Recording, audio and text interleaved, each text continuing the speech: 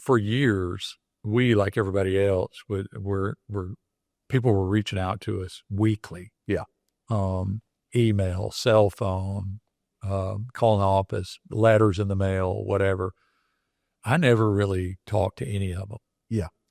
Because I had seen so many businesses that were good businesses go the PE route, and within 3 years, they had run them into the ground. Right. Like we were picking up market share because of things like that. Sure. And so I was like, no, we're doing okay. We're growing ourselves, and for us, a couple of things happened last year that really got our attention. Yeah. One, we had a guy right down the road from us, a HVAC contractor who is, we're a Bryant dealer and he was a Bryant dealer. And so we got to know him and his wife and, and they were good people. And, we were competitors, but we didn't hate each other, Yeah. And he called his management team in one morning and, last year was tough. And so it was a harsh meeting. Yeah. He started feeling bad during the meeting and got up and left and decided he was going to get in his truck and go home. Well, he collapsed in the parking lot and was dead by the time they got him to the hospital. Whoa. And he was younger than me. Whoa. And, his wife was in the business and he's got 2 boys in college and, he's got a team that he was very plugged into day to day. Yeah. And everybody's standing around going, now what? Yeah. And so with our business, we've got a good management team in place.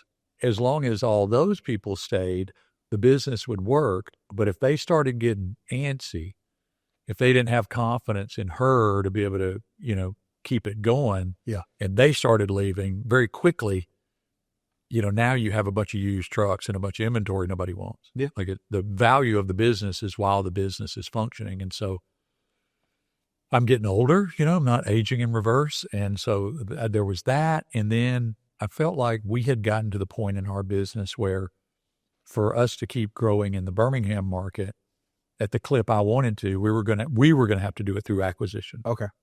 And I had identified a couple of companies and had some conversations and had even gotten to a number with one of them. Yeah. And had been to the bank and, hey, if I need X million dollars, will you all loan it to me? Yeah, we love you. You're great. Yeah. But now you're going to have to pay it back. And wait. Yeah. And so, together. We're personal guarantee on everything. Yeah. Always have been. All of our wealth and assets tied up in OnTime Service. And the last year, the economy was just kind of weird how it is now. And she's going, do you really think we should be borrowing more money, kind of accelerating into the unknown? Right. And I just didn't feel great about that. And so it was about this time I became aware of the private equity group that we ended up going with. Yeah.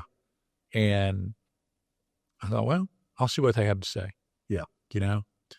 Our initial conversation was all about culture. Yeah. Because I told him, I said, look, if this puts us on some path to wokeness or whatever, and I can't run my business with the values that I want to run it in, right? If we can't talk about Christianity and Jesus and whatever, it's like there's not a number big enough. Right. I don't have to do it. We're making money. Things are okay. And they were like, no, we love all that. Yeah. We would never interfere with that. Right. Okay. And so it's, send us 3 years worth of financial. We'll make you a preliminary offer. Yeah. And I was really hoping, Bob, that it was a crappy offer, so I could just easily dismiss it and go, yeah, we looked at that. Right. But it came back and when I saw it, I told her, I said, we got a problem. Yeah. She goes, what is it? I said, this is real. Yeah. I mean, we need to, because she had always told me, she goes, you're unemployable. Yeah. Bro, I live with you. I know. Yeah. I have never worked for anybody other than myself or family. Yeah. I've never been on a job, like I've interviewed a ton of people, but I've never been on a job interview. Yeah. And she's like, dude, if they have a different opinion than you, it's like, it's going to be a problem. And yeah. And so we took about 3 months and talked about that and prayed through that. And you know, I had to get a comfort level with it. She goes, you understand, you know? And, you know, the way ours is structured is, you know, I still have ownership, but I'm not majority. Right. And if they said, yeah, that's great, Kerry, have a seat. Yeah. This is how we're going to do it. I have to go, okay. Right. And so, but I will tell you, they have done everything exactly the way they said they were going to. That's good. They've been 100% true to their word. They've actually done more than that. But it's a big thing.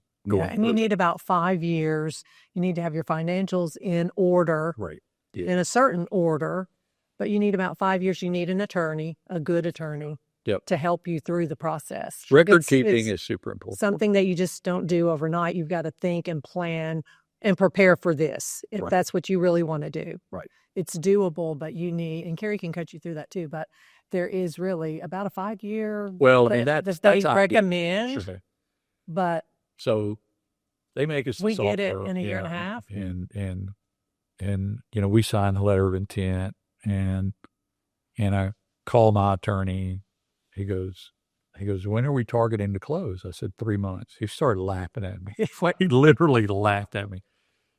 He goes, who's helping you get all your stuff together? I said, it's me. Just Kerry. He laughed even harder. He said, you don't know what's coming your way. Yeah. It'll be fine. I'll get it. And I didn't know what was coming my way. Yeah. And so record keeping is super important. If you have any thought of, I'm going to do this in the next 5 years, Right.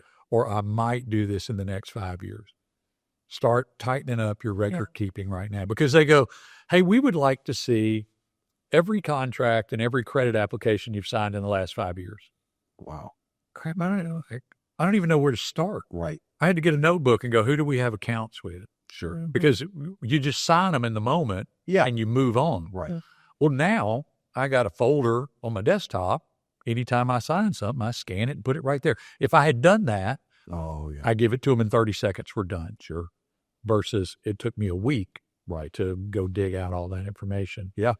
And they want to know everything about everything. Sure. You know? And you know, there were 3 different times during this process that I called my lawyer and I said, call him up and tell him I'm done. Oh boy. Deal's off. I'm out. Yeah. You know, and he was like, you understand the size of the check we're talking about? I said, yeah, I don't care. Yeah. I can't take it. Right. And he had to like talk me off the ledge, and she talked me off the ledge, and and for that 4 months, I was not a nice person. You know, she was like, we got to get through this because you're just. It's that, what I said, the psychology that people need to understand. And so CertainPath can help you with that. Yeah. There are people, Lon and Rebecca Castle, they've gone through it. And so there are people you can reach out to. That's what I'm saying. Give yourself some time to work through the process and to understand it so that psychologically, physically, mentally, spiritually, you're working through this in a way so that you're not having a freak out. Right.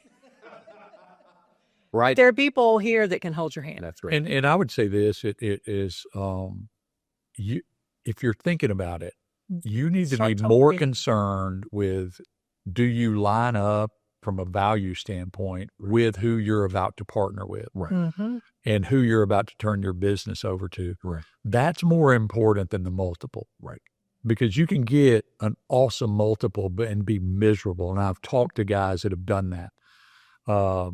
And ultimately, that's not what you want. Right. You want to be able to feel good about it. Mm-hmm.